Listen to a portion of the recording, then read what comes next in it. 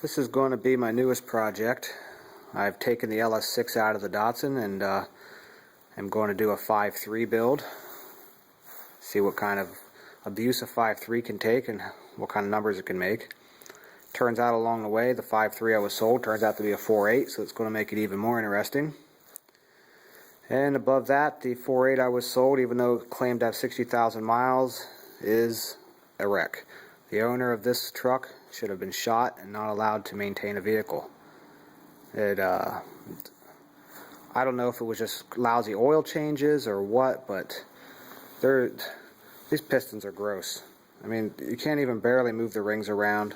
Black, sooty, it's just horrible. It's taken me a couple hours to get these other 7 all cleaned up. This is the last one. I mean, I could barely rock it. It's so tight, and that's about all further will rock. It stops there. I'll show you after I get this one cleaned up what the difference is. But I'm reusing everything. It's junkyard stock bottom end build is the objective here. Just cleaning everything up. So everything's going right back in. The cylinder walls, a few of them have a little rust in them from sitting. Get some water in there. I've been using some light emery cloth on that rust. We're going to see how well she does with all the stock bottom end parts. The only modification I'm doing is gapping the top ring. Every time I take the piston out, after I'm done cleaning it up, I check the top ring's gap, set it to 28 thousandths, put it back together. Other than that, it's going to be boneyard stock bottom end, and we'll see how she can, what kind of abuse she can take and how she can run.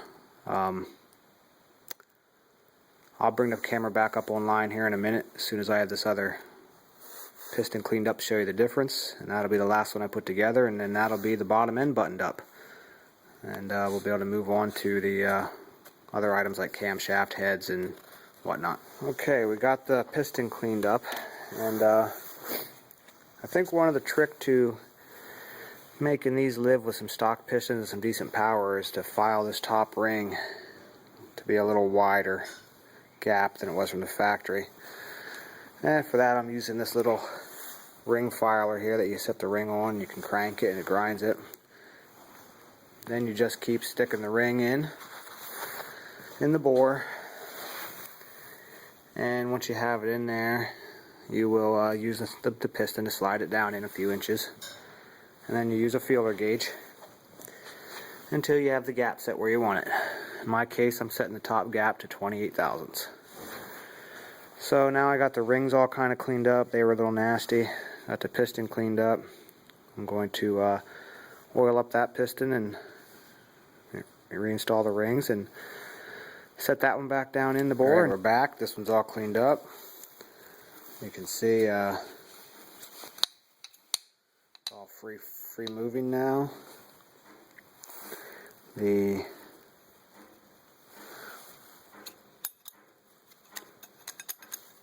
wish this camera would focus.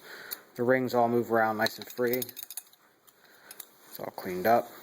I'll clean up the cylinder, put this one in, put a little lube on the bearing. Guess you can't really see, but the original bearings aren't that bad. Little shiny spots here and there, but nothing to cry about. More upset about how scabby this block looks. So put this piston together, throw some paint on the block, and probably going to call it in for the night. Pick up sometime tomorrow or so with cam swap or lifter swap or something along those lines. Still waiting on the heads to get here. I'm going to be running a set of 4.8, 5.3, 862 casting heads. They will have some work done to them, but we'll retain the stock compression ratio and all that. So I'll be back with more updates as soon as I'm ready to do something different.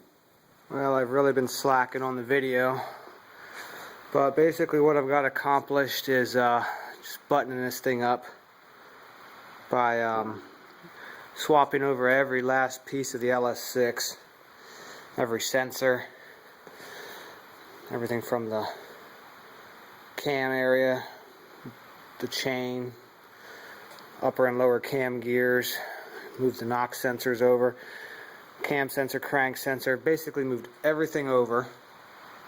Motor mounts, of course, oil pan. Got a new fitting on here for a different line I'm going to use on the turbo now. My timing cover that's plumbed for the turbo drain. That's about it. I mean, that's pretty much what I spent the last day or two doing. Was just getting everything swapped over. This thing now has a stock 4.8 bottom end. Reused everything from the junkyard, and then everything from the upper end up is the LS6. And then today, these came. These are done by Texas Speed. They're 862 castings. At least that's what I was told they were. They machined it off and put PRC there. But it's supposed to be a 63cc, ported and polished, CNC done. Got the pack springs here. That's about it. Good set of heads going to go on there, and then I got the ARP head studs, LS9 head gaskets, and that's about it. I'm going to get her dropped in here and buttoned up, and next video should be pretty much of me showing it in the car. I did order a new intake for it. Won't be here for a while, a couple days yet, so I may fire it up just to get it running on the LS1 intake, but I do have a fast intake coming for it. So that's where we're at for now. I'm going to get this thing dropped in. Okay, we got the motor dropped in and motor mounts done, connected to the transmission. I wanted to bring it online here and show you guys something I ran into. This block did not have the provision here for this alternator bolt. It only had this one, and it's totally missing this one. There's nothing even in there. What I had to do was slowly drill with varying size drill bits, and then run a tap, M10 by 1.5 tap, to make a spot to connect that. I'm hoping that these two will be enough and that it'll be fine without this third one. There's not even a spot to tap there, that's just open hollow. Hopefully it'll be alright. So I'm getting ready to put on the LS7. Yeah, what did I say LS7 for? I believe these are LS9. Yeah, LS9 head gaskets. And put the heads on. And probably call it quits for the night there. Finish her up tomorrow. And here we are with the heads on, valve train all finished up, getting the exhaust pipes and headers done. Hopefully the next video will be of us firing it up. Okay, we got it all together. Everything but the turbo set up. We don't have a coupler to connect to the intercooler, so we're leaving that off for now. But I stuck the stock in, or the LS1 intake back on, just to get her fired up and see if she smokes and bangs and rattles and blows up for us. So this will be the actual first fire. All we did was crank it a couple times without the fuel to get some oil pressure, and now we're going to actually try to start it. So if it blows up, you get to see it on camera. Go ahead.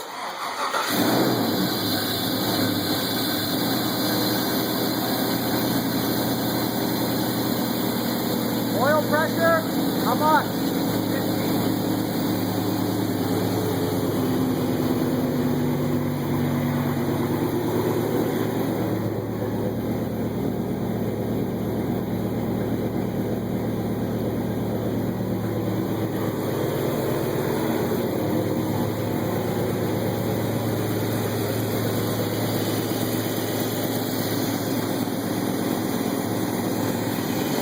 That's the first fire.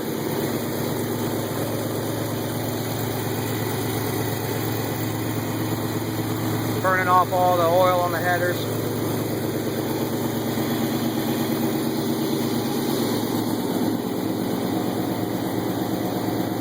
Alright, well, I'm going to button her up some more and we'll pick up from there.